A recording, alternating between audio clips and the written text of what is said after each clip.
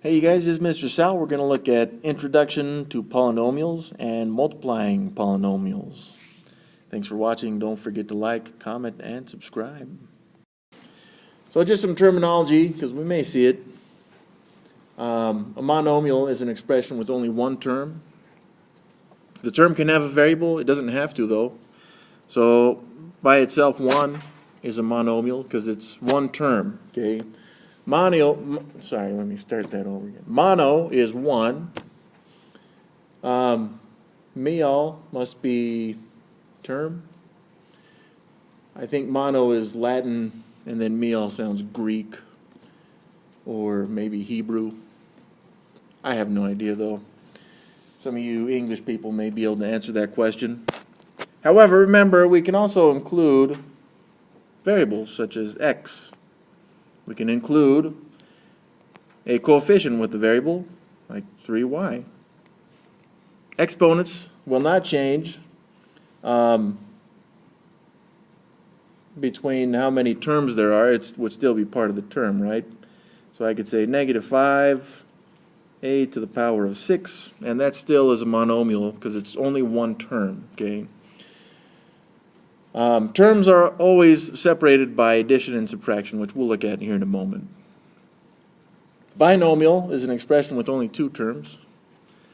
I did separate those with commas, so the commas are separating. Each of those are a separate monomial. Binomials are going to have two terms. So, for example, if I took the 1 and the x there in that first example, I would need to combine them somehow, let's say with addition. Now I've got the 1, which is one term, and the x, which is a separate term. And so it's two terms. Bi is 2. Omial is terms, I guess. So there you go. That would be a binomial. Another example, let's take that other set, 3y, and then negative 5a to the power of 6. So this itself, we would read it as 3y minus 5a to the power of 6. Or 5 times a to the power of 6. But another thing we'll want to notice on this one, with these two terms, 3y and negative 5a to the power of 6, is that they're separated with that subtraction right there. So whatever the sign is of the term, that goes on the left of it. And each term will take the sign to its left. So if that was addition, like it was with this x right here, we would just say that's a positive x right there, okay? So two terms for binomials. Trie is 3. Nomial is terms, I guess. So 3 terms. Let's look at these 3 again. 1x and 3y. So that's a positive x and a positive 3y, 3 terms. Separated with, in this case, addition. Although, you know, we could change it to subtraction if we wanted to. And now we still have 3 terms. Just one of the terms now is negative. Whatever. Well, once we get past trie, apparently there's nothing for 4. Maybe you'd want to call it a quadrinomial, which sounds actually kind of cool, but also weird at the same time. But poly just means that it's more than 3. I think technically it's 2 or more, but we could classify a binomial or trinomial as a type of polynomial. But generally we use the term when we get to 4 or more terms in some kind of expression. So if we looked at these 4, 1x, 3y, and negative 5, a to the power of 6.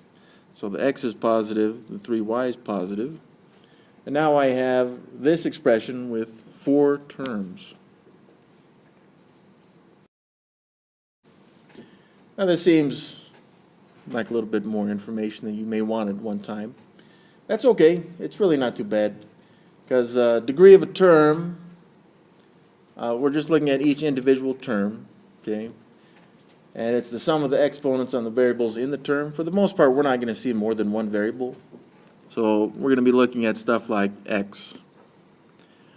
All right, even, let's say, a coefficient of negative 3x right here. So notice it says we're looking at the exponents on this, right? So this one, it doesn't show that exponent of 1, but it's there. It's a phantom 1. So this one would have a degree of 1 for this term. If we looked at a different term, something like, I don't know, 25 a to the power of 4, now the degree is 4. The degree of the actual polynomial is whichever term has the highest degree. So if we combine these two, for example, negative 3x and then positive 25 a to the 4th, we've got two terms with different degrees. One has a degree of 1, one has a degree of 4. I put that in the wrong place, didn't I?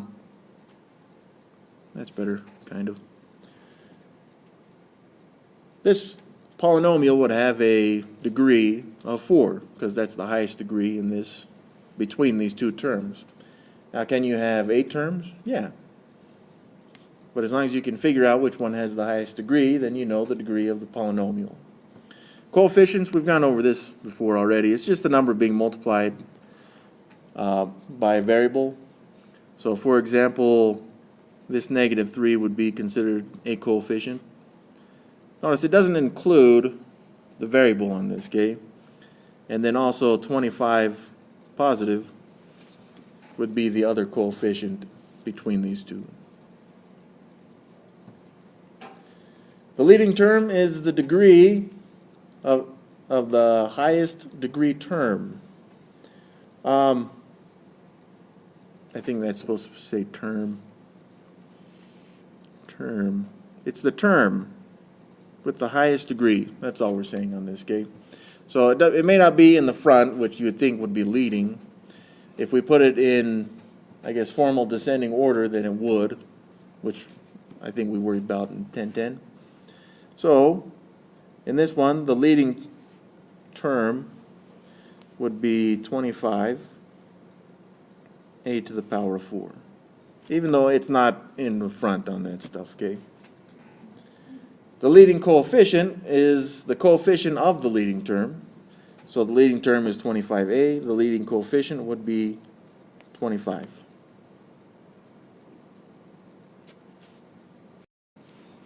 Identify the coefficients and degree of each term. And then at the bottom I have some other questions for us. So the first term, okay, not the leading term, just the first one, which is this stuff right here. 2x to the power of 3. Its degree, we're looking at the exponent, is 3. And the coefficient is the number being multiplied by the letter 2. 2 times the x to the power of 3, so it's the coefficient. The second term is all of this stuff. In fact, you could even kind of box it in if that helps you. Again, notice this one is taking the operation immediately to its left, whether it's addition or subtraction. This one's subtraction, which makes that coefficient a negative, specifically a negative 2, with a degree of 2. All right, this next term, negative 8. Well, I don't see a letter on this, or variable. So it doesn't have a degree on that one, okay? The coefficient we could still say is negative 8. We would usually call that a constant, really. So negative 8, here's why they do it like this. It is negative 8. It's being multiplied by x. It's just a power of 0. So that's why it's a 0 degree, and we still call it, or can call it, a coefficient. It's just a phantom x to the power of 0, because anything to the power of 0 is 1. All right. Next up, negative 3x to the power of 4.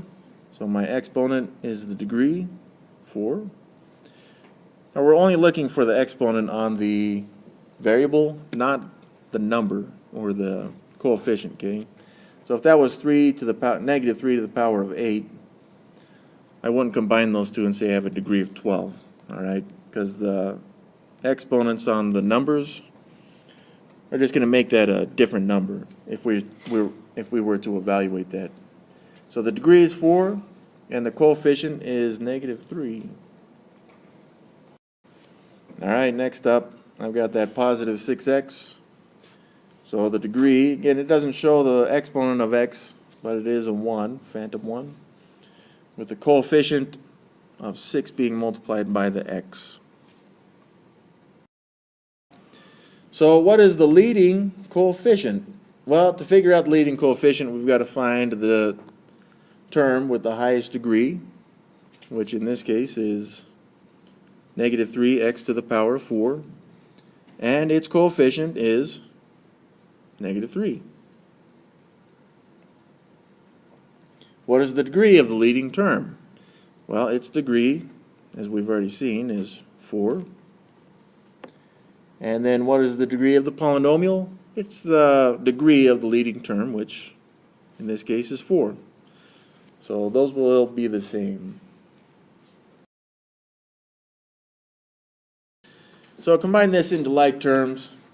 Now they do want this generally in descending order, even though I frankly don't really care because it's still simplified, which is what we mean by combine like terms. And we can only combine terms that have the same degree, right? So when we look at that, we're only looking at the coefficients specifically. So on this one, let's start with this term, 9x to the power of 3. So if I'm looking to combine other terms, I've got to find other x to the power of 3's or third degree terms. And I don't see any, which means it's just going to stay 9x to the power of 3. Now the good thing about this also is that 9x to the power of 3 is also the term with the highest degree. So it's going to be our leading term on this, okay? Okay, well, let's look at the second degree terms, which is next, going from left to right anyways. We got a positive 10x to the power of 2, and then positive 8x to the power of 2, so there's my degree 2's. And I've got 10 of them, of these x to the power of 2's, and then another 8 of these x to the power of 2's. So x squareds, how many do I really have? 18 total, and that 18 is positive, so I use a plus to its left. Next up, I'm looking for first degrees, so we can kind of label those exponents of the x's as 1's. So right here I've got a negative 7x and also a negative 3x.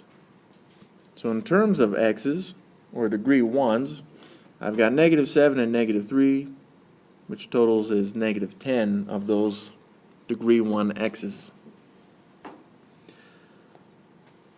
That's maybe more color than we would want or need, but whatever. Just make sure, yeah, that's minus. Okay. Now I'm going for 0 degrees, so negative 2 and positive 2, which totals out to 0. But we don't really usually show plus 0 stuff, so we just make it a phantom 0. And that means that this 9x to the power of 3 plus 18x to the power of 2 minus 10x would be our final answer.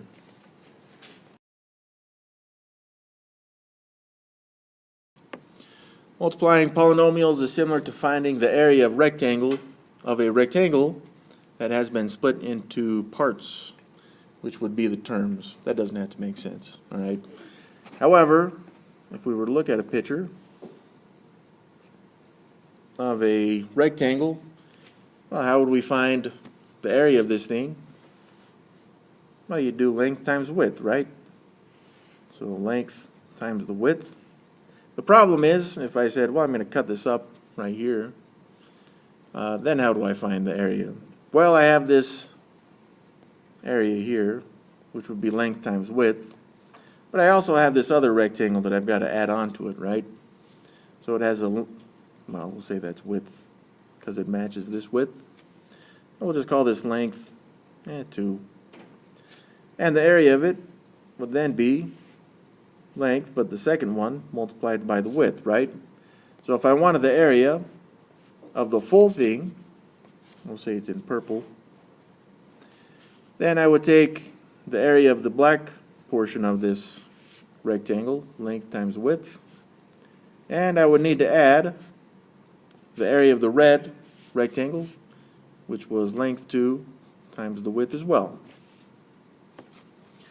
And we can start chopping this up as much as we want, just as long as it's vertical or horizontal. Once we start doing this business, then it gets real complicated. So keep it simple, and we'll show you how this works, kind of.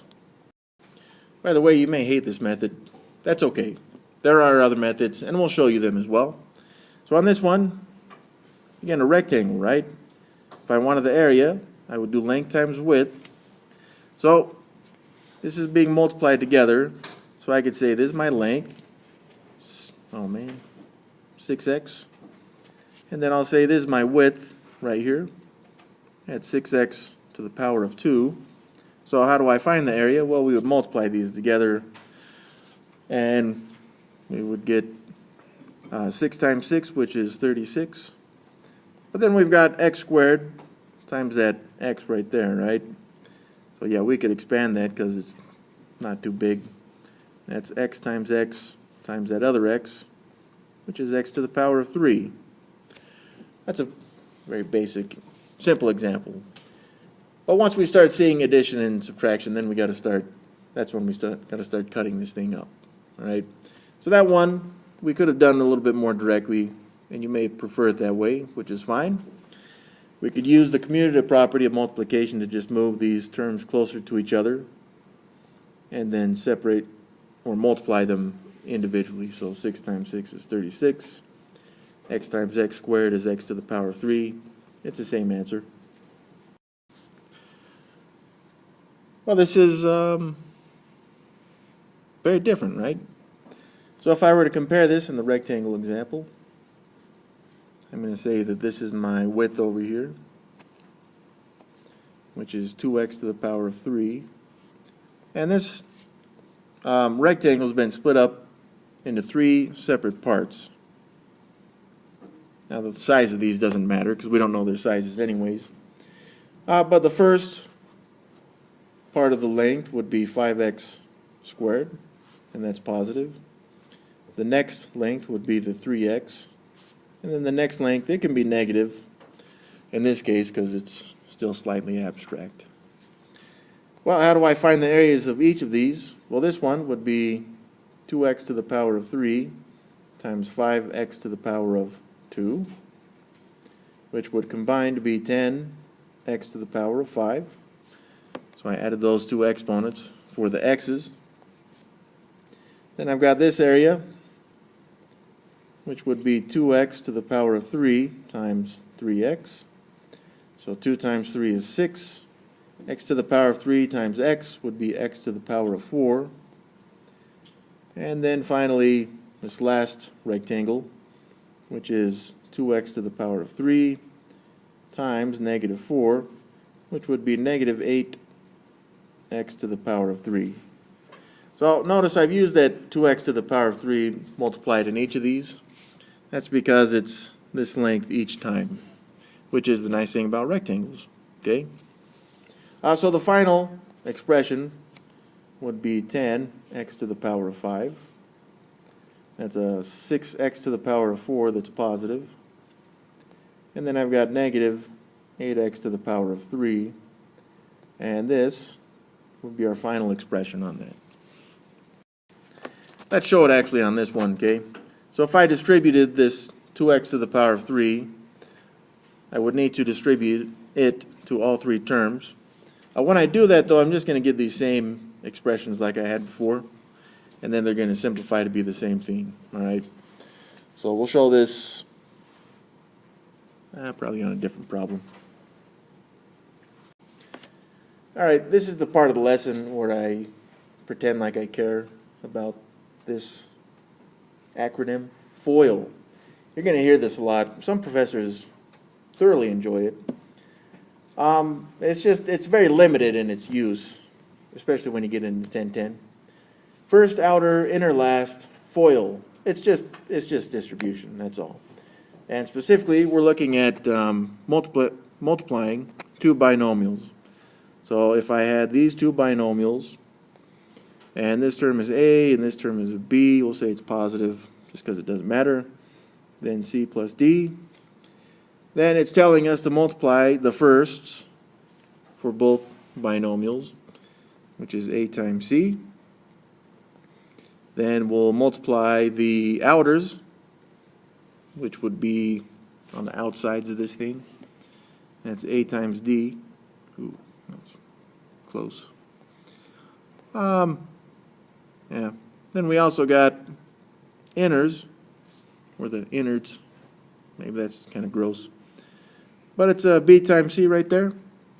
And then finally, the lasts, which would be B and D. So B times D.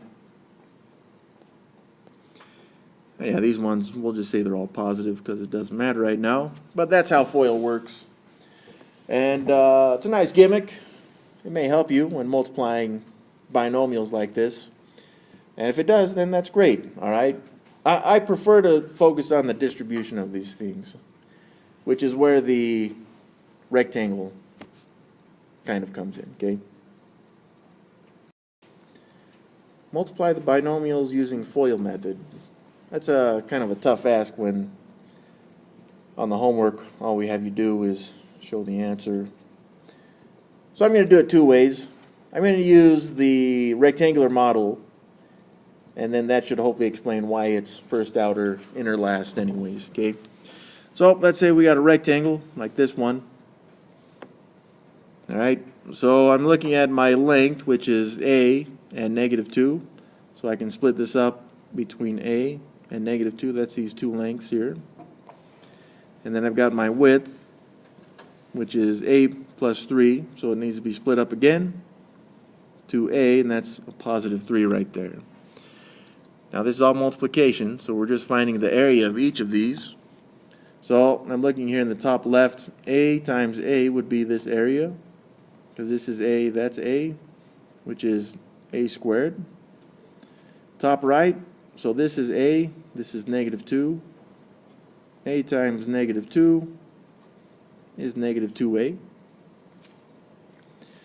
And then lower left, this is A, that's 3, so 3 times A is 3A. And then bottom right, that's 3, that's -2.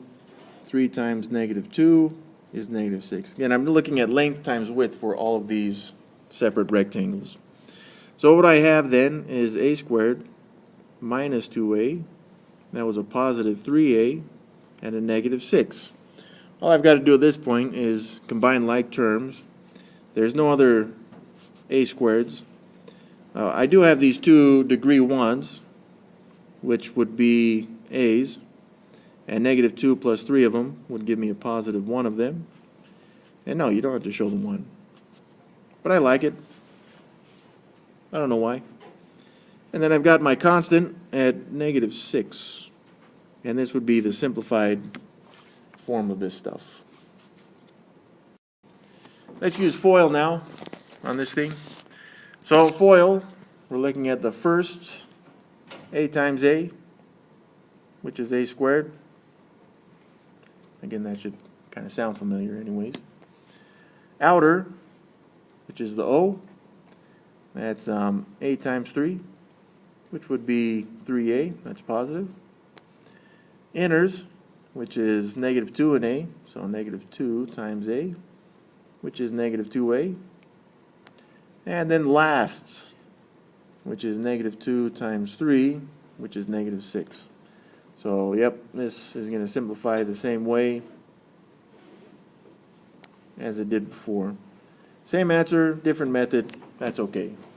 So, if I grade the finals on this thing and I see a bunch of rectangles, that's okay, right? If not, and I see a bunch of rainbows like this, that's okay too.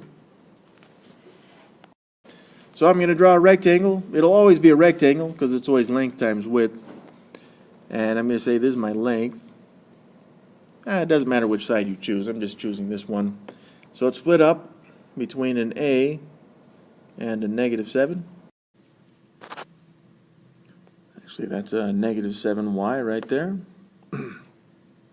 And then we've got the width over here, which is split.